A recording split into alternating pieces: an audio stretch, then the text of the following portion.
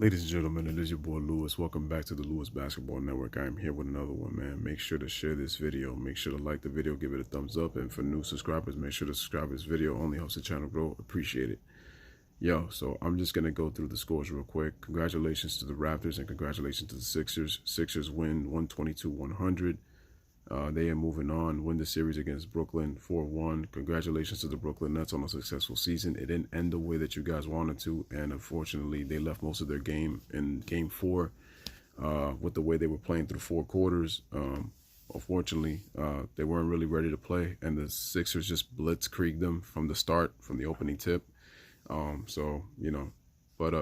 Brooklyn has a bright future, and you guys made the free agent destination a very, very big place for free agents to go to. And Kenny Atkinson said it best: the Nets have a long way to go. So it's true. The Nets this is a learning curve for the Nets. They have great chemistry.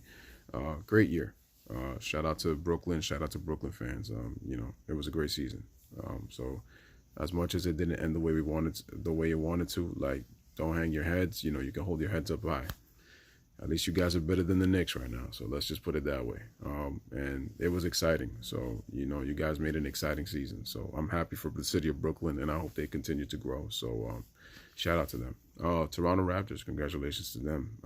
And congratulations to the Orlando Magic making the playoffs. They were offensively challenged.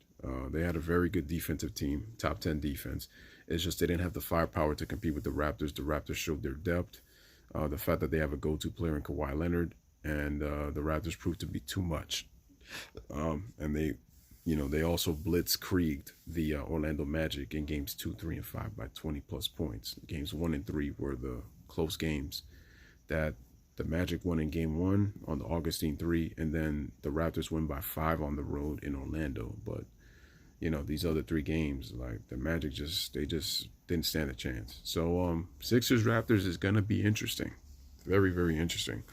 Can the Philadelphia 76ers show the muster and the discipline to go against a much better team? Because they're not facing Brooklyn this time. They are facing the Toronto Raptors, the 58-win Toronto Raptors, the number 2 seed Toronto Raptors.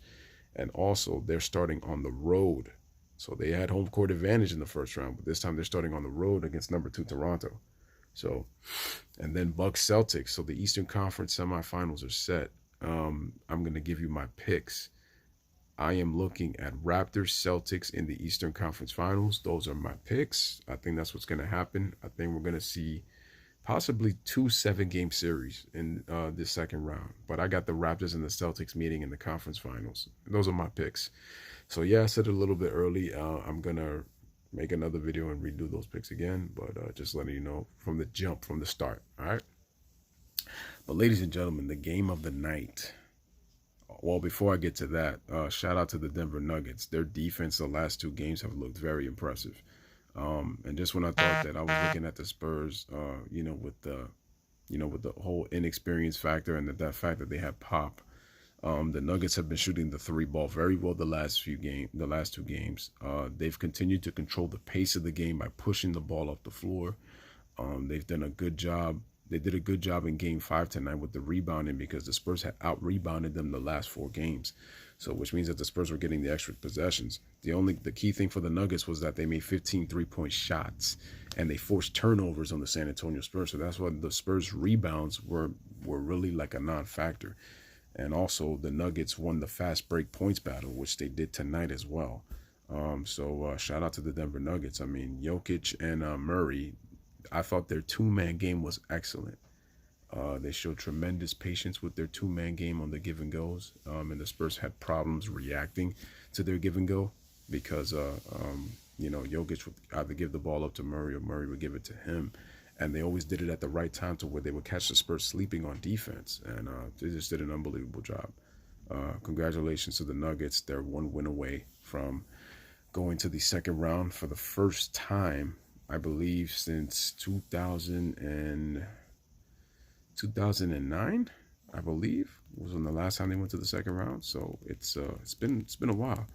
That was Prime Melo and Chauncey Billups and J.R. Smith and Kenya Martin Nuggets. So we'll see what happens. But I think the Spurs are going to win Game 6, and I think it's going to go 7. The question is, how the Denver Nuggets are going to react in a Game 7 at home with the inexperience if it happens to go there. But at least through the last two games, they've looked impressive. So shout out to them. They win 108-90. But ladies and gentlemen, the game of the night, Portland Trail Blazers against the Oklahoma City Thunder. I'm speechless, folks. Russell Westbrook gives you 29 points. Paul George gives you 36 points. The Thunder play as well as you can play. Defensively, they got after it. They had a 15-point lead with 7:40 to go in the fourth quarter. The way the Thunder were playing, they were spacing the floor, they were moving the ball, they were using their athleticism on defense, taking away extra possessions from the Blazers. And they're going home. And they've gone home. They blew a 15-point lead.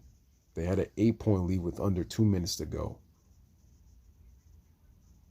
There were some questionable calls down the stretch. No question about it.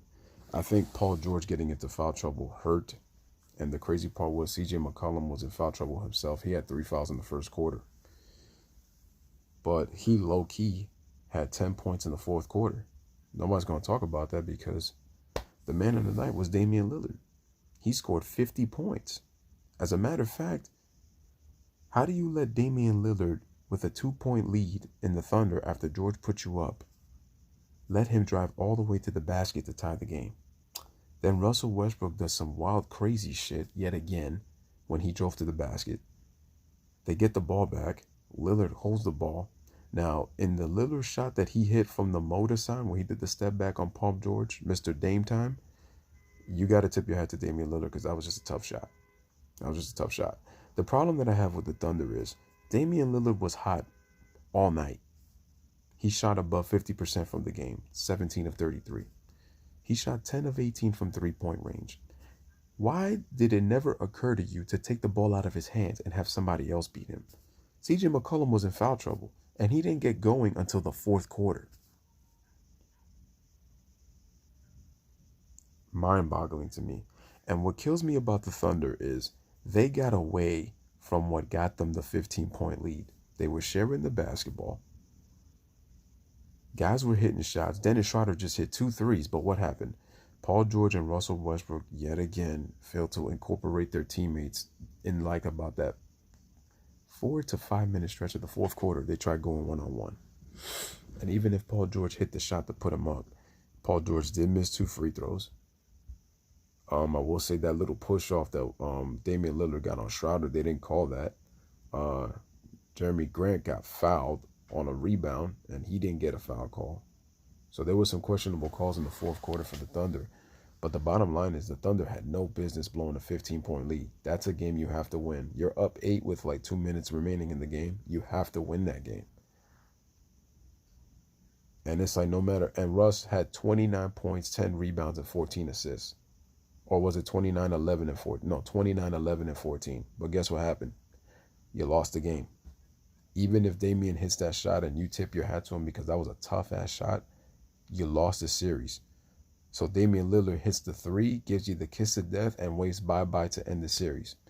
And then what's going to happen? Russell Westbrook, they're going to ask him in the postgame, so what happened that you guys blew the 15-point lead? Next question.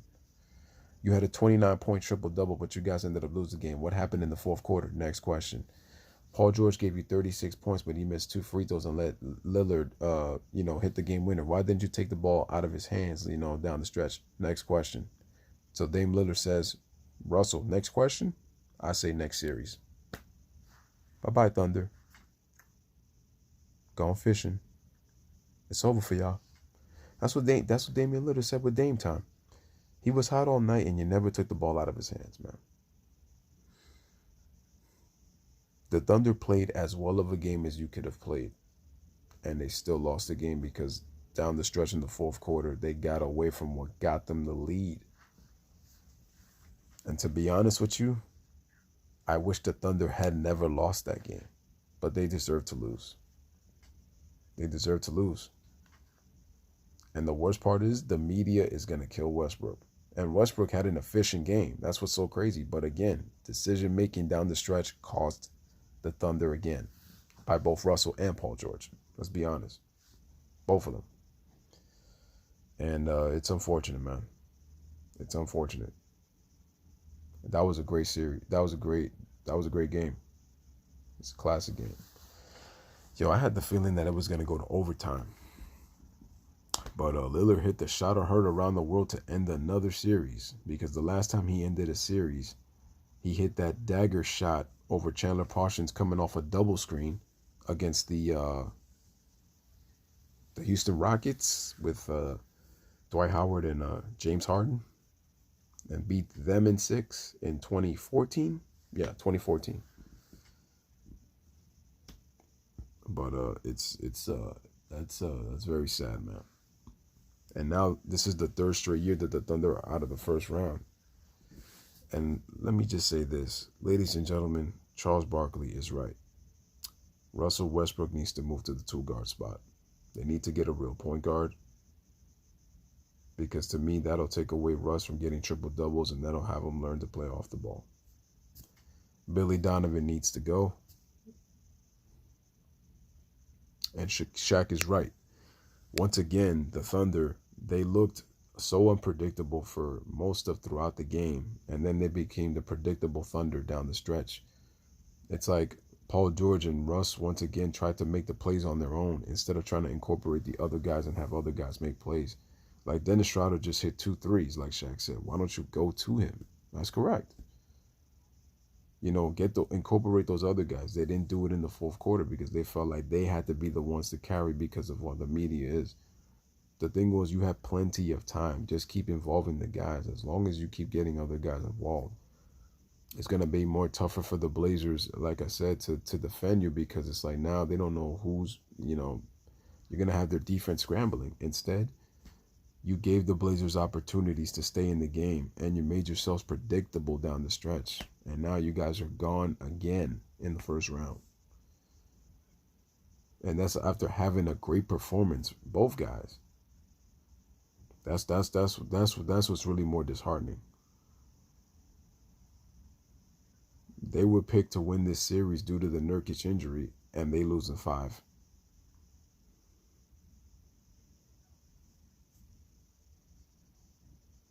And Russ is gonna try to change the narrative in the post-game interview. I bet you, because he's really gonna have really no words to say. Or if he does, to certain media members, he's gonna just pretty much shut them down and pretty much gonna, just gonna be real petty. But I'm sorry, man. The bottom line is the Thunder should have never put themselves in that position, blowing that 15-point lead. Never. And now it's gonna be, oh man, Paul George, you signed up for this, and I'm sorry, you don't get a pass neither, my friend. Even with the 36. You guys had no business going one-on-one down the stretch. Should have just kept incorporating your teammates and getting them good shots, man. It was working throughout the game. Why get away from that down the stretch? And because of that, it allowed the Blazers to stay in the game. And then Dame finishes you guys off. And season's over. So anyway, man, this is Lewis with another one, man. Portland is now in the second round. We still are undecided in the West with the Rockets, the Nuggets, and the Warriors series. So we got to see what happens with those. But Portland is the first team to punch their ticket to the second round. So congratulations to them. For the Oklahoma City Thunder, it's another disappointing season, man. Don't know what to say about that one. I wonder how you Thunder fans are feeling, Westbrook fans are feeling. Let me know what you guys think in the comments. To my subscribers too, man, for people who are, checking out my videos for the first time, like, let me know what you guys think of the games as you saw the games. Let me know what you guys think went wrong for the Thunder, that they ended up losing this game and the series. So like as always, man, let me know what you guys think, man. As always, bless up, one love, peace. Thanks for watching.